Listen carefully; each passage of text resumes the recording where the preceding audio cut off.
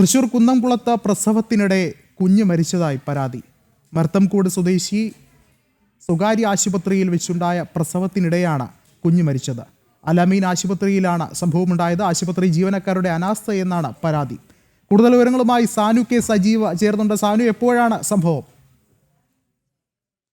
സാനു ചേർന്നുണ്ട്. ഗുരുതരമായൊരു സംഭവം തന്നെയാണ് ഉണ്ടായിട്ടുള്ളത്. എപ്പോഴാണ് ഇത് സംഭവിച്ചത്? വിഷ്ണു, തുടർച്ചയായിട്ട് അൽ അമീൻ ആശുപത്രിയിൽ നിന്ന് ഉയർന്നു വരുന്നത് വലിയ ആശങ്കയുടെ വാർത്തകളാണ്. ഇന്ന് പ്രസവത്തിനിടെ കുട്ടി മരിച്ച സംഭവമാണ് പുറത്തു വന്നിരിക്കുന്നത്. ഏതാനും ദിവസങ്ങൾ മുന്നേ, ഒരാഴ്ചയ്ക്ക് മുന്നേ അവിടെ പ്രസവത്തിനിടെ യുവതി മരിക്കുന്ന ഒരു സാഹചര്യം ഉണ്ടായിരുന്നു.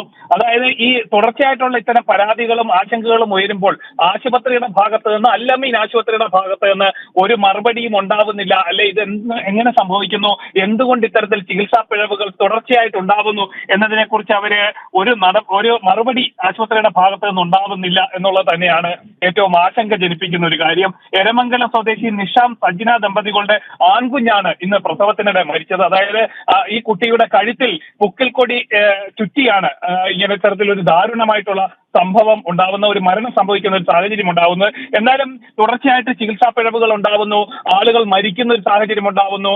അങ്ങനെ ഒരു സാഹചര്യം ഉണ്ടായിട്ട് സർക്കാരിന്റെ ഭാഗത്ത് നിന്ന് ഒരിടപെടലും ഈ വിഷയത്തിൽ ഉണ്ടായിട്ടില്ല. ഏതാനും ദിവസങ്ങൾക്ക് മുമ്പ് ഈ പ്രസവത്തിനിടെ യുവതി മരിച്ച സംഭവത്തിൽ അവർ പോലീസിൽ പരാതി നൽകിയിട്ടുണ്ട്. എന്നാൽ തുടർ നടപടികളൊന്നും ഈ പോലീസിന്റെയും സർക്കാരിന്റെയും ഭാഗത്തു നിന്നും ഉണ്ടായിട്ടില്ല. വിഷ്ണു, ശരി. സാനു കെ സജീവാണ് വിവരങ്ങൾ നൽകിയത്.